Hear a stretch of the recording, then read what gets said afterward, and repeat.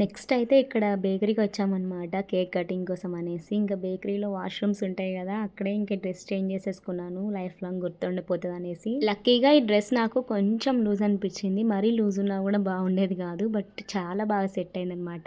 నాకు బ్లాక్ ఇష్టం అనేసి మా బ్రో ఇట్లా బ్లాక్ తీసుకొచ్చాడు. కేక్ కట్ చేపిచ్చింది మాత్రం వీళ్ళిద్దరే లవ్లీ కపుల్స్. ఇంకా మరియా పాప చూసారా దాంతోని ఆడుకుంటుంది.